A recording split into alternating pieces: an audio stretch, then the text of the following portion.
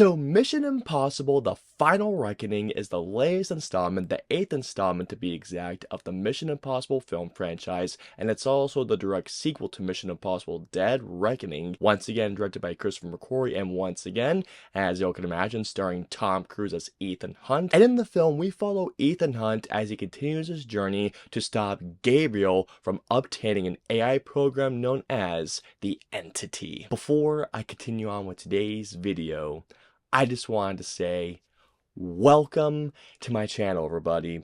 For those of you who are coming by my channel for the very first time, be sure to hit the subscribe button to them as a feature video, whether it's a feature review, reaction, top 5, top 10, or whatever I've coming your way, and join me on my journey to 10K subscribers and beyond, because believe me when I say this, guys, you are not going to want to miss the cool stuff I have coming your way. And for those of you who are coming back to my channel, by the way, welcome back, everybody. You have no idea how happy I'm to see your faces once again. And let's also start our conversation below. Are you guys looking forward to Mission Impossible: The Final Reckoning? What's your favorite film of the franchise? And also, one more thing as well, this review is a completely non-spoiler review of Mission Impossible: The Final Reckoning. So if you're worried that I'll do the slightest thing in terms of spoiling this movie, not to worry, you're safe with me. And by the way, I do apologize if in some areas I am very, very vague, but believe me guys, non-spoiler review, you are safe. Alrighty guys, so let's get into Mission Impossible: The Final Reckoning. Excellent!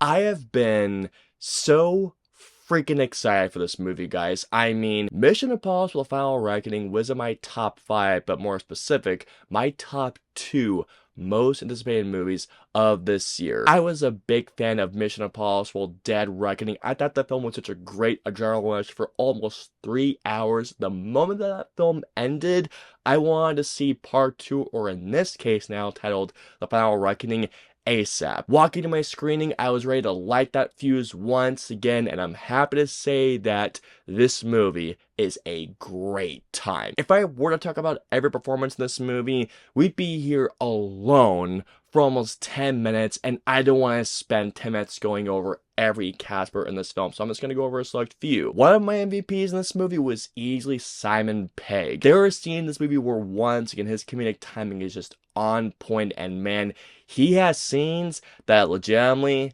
I clapped. Like, he is just that good. Hayley Atwell, I also thought was terrific in the film. Hayley Atwell definitely does have some great standout moments in this movie, which once again we'll get into because of, spoilers. I love Hayley Atwell's character so much that, guys, if they develop spin-offs with her, I'll be there day one to say, because she is just such a great and a badass force in The Final Reckoning, like she was in Dead Reckoning. Another performance that I gotta talk about is Pom Klementieff. I'm pretty sure I butchered her name, but if I did, I'm very sorry. She has some great moments. One moment in particular had me laughing hysterically. Pom Klementieff is a badass, and she is great in this film. The person that I have to talk about, as y'all can imagine, it is the no shit Sherlock statement to say that, yeah, Tom Cruise is fantastic in this movie. Every single reviewer out there is going to mention this. If not all of them, most of them will. Tom Cruise is one to get on cruise control, but not in a bad way, because, man, this man is so good and selling not only the action set pieces, I mean, for God's sake, he's doing his own stunts. I'm not going to be saying anything new when I say that Tom Cruise is just such a great screen presence. Your eyes are locked onto him, especially when those insane stunts do happen. When you see him doing these things, and not to mention giving a great dramatic performance, you're gonna get your ass in that to see what this man will do on that screen. The shit that Tom Cruise does in this movie, I mean, you've seen one bit. I mean, you've just seen one bit, and that's just breaking literally the iceberg. The iceberg I was trying to say. I swear to God, guys, there is a bit where I was just thinking, this. Motherfucker, are you out of your damn mind? Tom Cruise has me here like a concerned parent, and I'm only 32. Otherwise, guys, Tom Cruise is great in this movie. He is terrific in this movie. One thing in particular that I loved about The Final Reckoning was the storytelling, and in particular, once it gets to a certain bit, the tension. Once The Final Reckoning reaches a certain point, this movie is filled, and I mean loaded to the brim. I honestly got at one point past capacity with the most white knuckle tension possible. Once this movie gets to a certain point, I found myself not only just grabbing onto myself, literally just tensing up. This is a movie that literally will have you on the edge of your seat. And it's not just the action sequences, to which I'll go on to momentarily, because that's, oh my god. The dramatic tension of this movie alone, I mean, guys, there are sequences in which how it's shot and how it's edited, especially when it comes down to the musical score and the directing by Christopher McQuarrie, I was figuratively biting my freaking nails because I was just that much in suspense. How was the action? How are the set pieces? How are the stunts in this movie? I lost track of the amount of times that I said this in the theater. Holy shit! The insanity that Tom Cruise does, putting his life on the line just so that we, the audience, will enjoy his death-defying stunts. Many people have essentially called Tom Cruise the Buster Keaton of this generation, of this new millennia, and I can agree because, man, what Tom Cruise does with the stunt work in this movie is just absolute, just insanity. Are there certain bits where you probably might have to suspend your disbelief? Sure, absolutely is. But at the same time, because I was so locked into the storytelling, especially when it got to a certain point, man, the stunt work just had me absolutely blown away. There is a sequence besides the plane scene to which you guys have seen in the trailer, but man, there is a sequence in this movie. Oh my god. This particular sequence that I'm thinking about will easily go down, if you ask me, as one of the best set pieces in a Mission Impossible film. I'm not even exaggerating that. This set piece had me scared shitless. But when it comes down to that plane scene, one word for that plane scene. Wow. See this movie on an IMAX screen. When you guys want to say this. Seeing this movie, especially those sequences on IMAX screen, is most definitely worth the price of admission. I'm telling you all, you will leave breathless. And not only is Mission Impossible: The Final Reckoning such a greatly shot film, especially once again when it comes down to those action sequences, which are, by the way, beautifully shot, wide-angled shots. Thank you once again. Lauren Boff was originally supposed to compose the music, but he was replaced by two people. I can't remember their names, and I'm so sorry because they were so good in the film with their music. I'll put their names right here. The new composers of The Final Reckoning did such a badass job, and their work in this film is great. This movie is being billed, supposedly, I mean, unless I'm completely wrong, as the final Mission Impossible film, and if that is the case, I do think this movie went out along with the franchise with a great note. It absolutely did.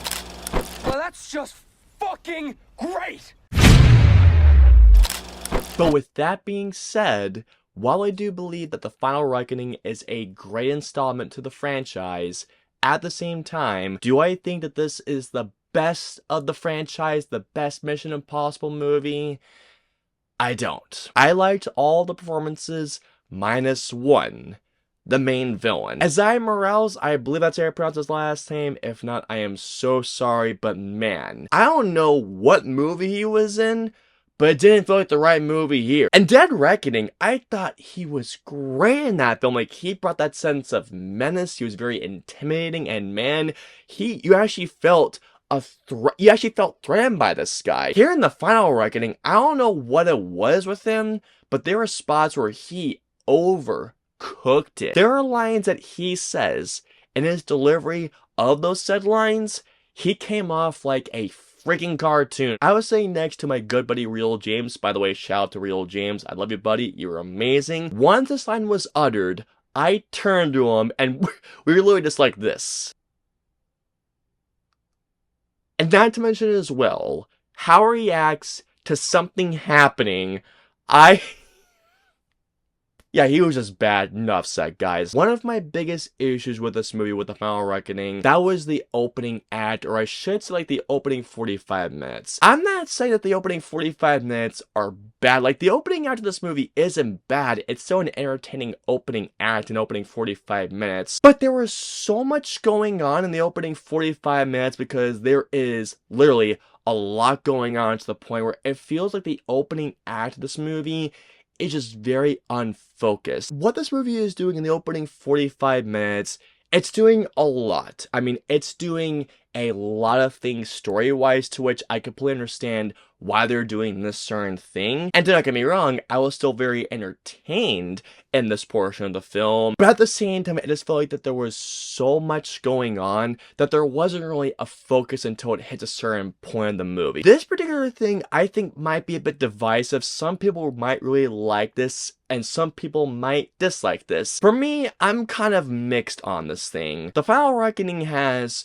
quite a bit of callbacks. I mean, it has a lot of callbacks. There are some of them that I thought were really well utilized, and there are others that didn't need to happen. Now here's the thing, and I completely get it. We are 8 films into the Mission Impossible film franchise, and I can guarantee that there are some out there that have never seen any of the previous Mission Impossible films, to which, hey, to those of you out there who haven't seen them, please go watch them, because they are great films, -2, but that's besides the point. There are some of them that I thought made complete sense to put them in there, but there are some of them that just felt completely unnecessary, and there are some of them that I just felt like basically just going like, didn't they just explain this though? Like, did no one put this together, really? Could this movie have been shorter by like, what, 10, maybe even 15 minutes? I do think it could have been a tad bit shorter, just a little shorter. Here we go.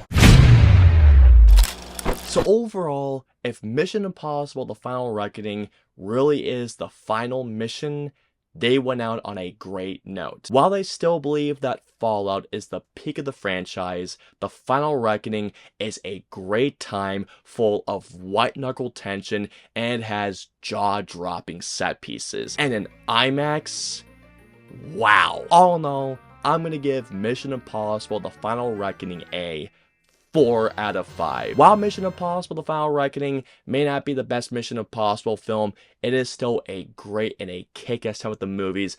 Go to when it comes out next weekend, guys. It is a great time. I hope you all enjoyed my review of Mission Impossible: The Final Reckoning. If so, please hit the like button, or if you dislike this review, hit the dislike button. If you guys want to see any of my previous 2 videos, please click it right there or right there. And of course, until my next review or video goes live, I will see you all next time.